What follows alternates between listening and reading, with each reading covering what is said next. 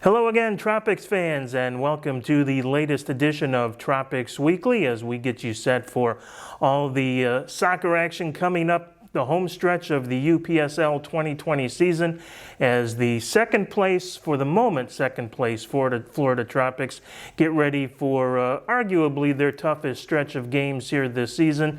Certainly their most important stretch of games as this weekend, Sunday, at Winter Haven against the United, a rematch there, and then a very big rematch against Sarasota coming up on November 28th. That's Dragon City FC, who currently sit atop the UPSL Florida West Division. So we'll talk about all of that with our guest on Tropics Weekly today, and that's Melvin Boateng, who was the man of the match last weekend against the Hurricane FC as the Tropics scored a big 9-1 win, and for the second consecutive week, a Tropics player had a hat trick in that game, and this last weekend it happened to be Melvin. So congratulations, Melvin, on that accomplishment. And it kind of highlights to me one of the things that's a little different about this year's team than the national championship team back in 2019, and that is the scoring really seems spread out amongst a lot of players this year. You know, a couple of years ago and some of the early outdoor seasons for the Tropics, guys like Ricardo Dieguez, obviously, and Victor Pereras were always on the score sheet and always really kind of relied on, it seemed like, to carry the offense. And this year it seems a lot different. You know, you and Wendell and Bruno Enrique and Corey Mills has been stepped up and had a big offensive season for the Tropics. Is that an accident, or has that been kind of by design, do you think, that everyone's been able to contribute to the offense the way they have this fall? Well, I think the team that we have is more of an attacking team.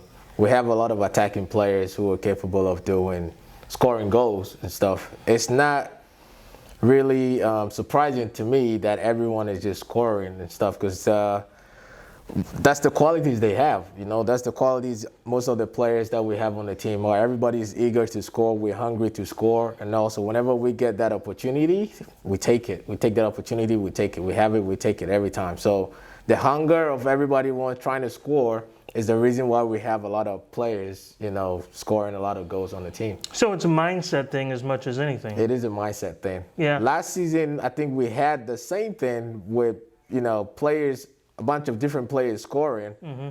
But not as often, and not as much depth. Not as often. But it's been the mindset for the team, like, you know, since they won. So I'm not really surprised that it's been like that. And the depth, I think, of the scoring prowess is very impressive. We even mentioned guys like Kaywan Duque and certainly Victor when he's available. He hasn't played as much this year because of the hamstring issue, but the depth, I think, and going back to the indoor season, if you will, when the team went 18-3 in 2019 and 20. The depth on that team, too, was what really stood out in terms of the offense. And so I think the depth is different this year for you guys as well. And maybe you can talk a little bit about how that helps everybody kind of take the pressure off. And like you said, if you're available to score, you'll go ahead and take that chance. But there's maybe not that kind of pressure that was there that first year. Well, with the depth this year,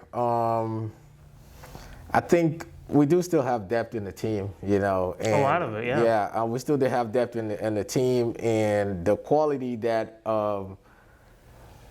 Lucas put on the field in the starting 11. Obviously, everyone on the bench also have the capability of doing exactly the same thing. And I mean, when we're on the bench and we're reading the game, we're watching, you know, what our teammates are doing, the kind of mistakes we're making, you know, all this kind of stuff. You have to read that. So we get the chance to go in there, you know, we can fix that. You know, we can, you know, show your quality, you know, what you have, you know, when you get the chance to go there. So, I mean, the depth is there. The quality is on the bench, you know, and sometimes, you know, last season, it was the bench that went ahead to win the championship for us, you know, because we were together. we were reading the game, they were focused on the things that we're lacking and stuff. So the time that they had the opportunity to come in, they showed up and then, showed what they can do to help us. We've talked about that on the broadcast. I think every home game that we stream live, and right at the start of the game, we always go through the lineup and we get to the reserves and we're like, wow, that's about as good a team as you could put out with the first 11. So yeah, it's been noticeable. And again, we haven't even mentioned indoor guys like Guilherme and Ricardo Carvalho, Alex Manfoot, who provide that depth and scoring skill and prowess at the midfield, depending on where they're playing. So, yeah, it's been really impressive to watch and watch as this team has developed.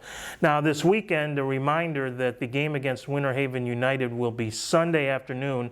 Originally, on a lot of your schedules and the UPSL master schedule for a while, it was showed as a Saturday game at 7 o'clock. That is not the case, so do not go to Winter Haven Saturday night.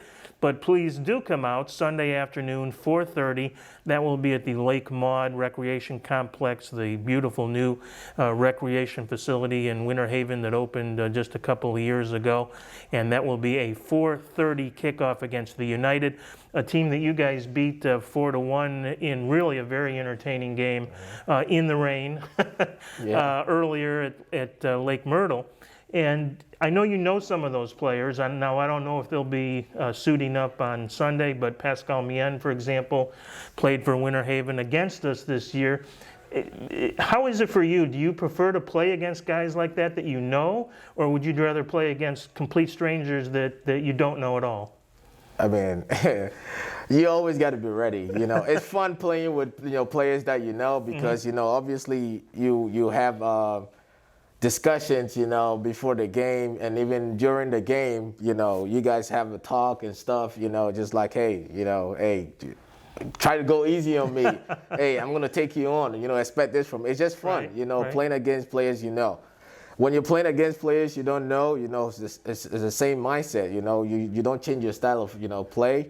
But if you're playing against someone it's just kind of fun because you interact more. Right. And there's a little personal edge there. Exactly. A little pride maybe. Exactly. Because with Pascal, I know since he's playing against the Tropics, he's playing with us before and all. There's a lot of motivation for him. Trying to do something special. And I'll bet you probably learned a lot from him because he's a great guy with tremendous talent. And as I said, we don't know if he'll be playing Sunday. I hope he does because he's always fun to watch. Yeah. But we'll see how that goes. But Lake Maud, 4:30 Sunday, so we know we'll have a lot of Tropics fans out there for that one.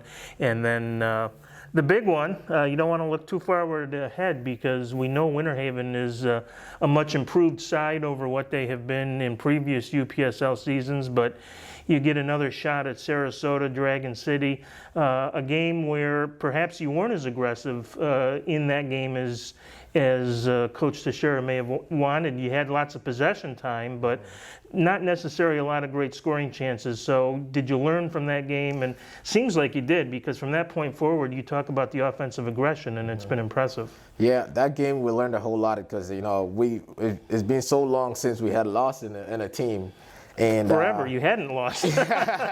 and losing that game was actually a wake-up call for us, and making us know like, hey, we got to step it up now, because we should know we're always going to be the target, for teams, and we can't just come flat every time to games. We always have to come up with our A game and stuff. So it was like when that happened to us, it was a big hit. We learned from it, and then from there, with the upcoming games, we kind of started being aggressive. The game is not only about keeping possession. You got to execute your chances and stuff. Because when we played against,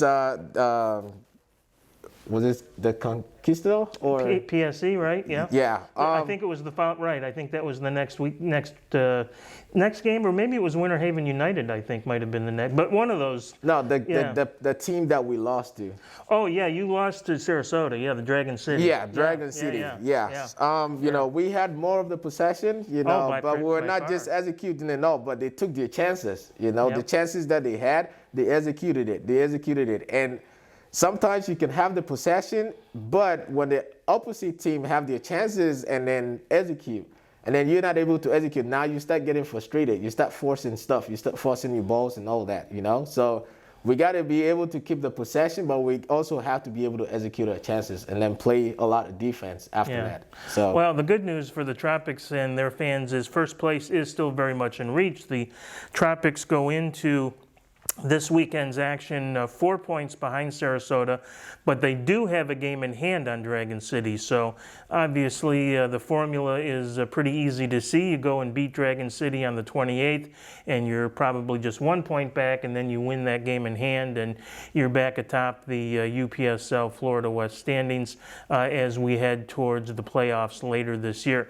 Some news on the indoor side, nothing real specific, but it certainly does look as though the Tropics will be suiting up and in action as early as January now at the RP Funding Center. The front office and Coach Clay Roberts working on finalizing that roster and schedule. The league making an announcement about a week or so ago that there would be, in fact, a 2021 season. A little bit different in that teams will kind of set their own schedules and play anywhere between 12 and 24 games, and that will determine the postseason setup.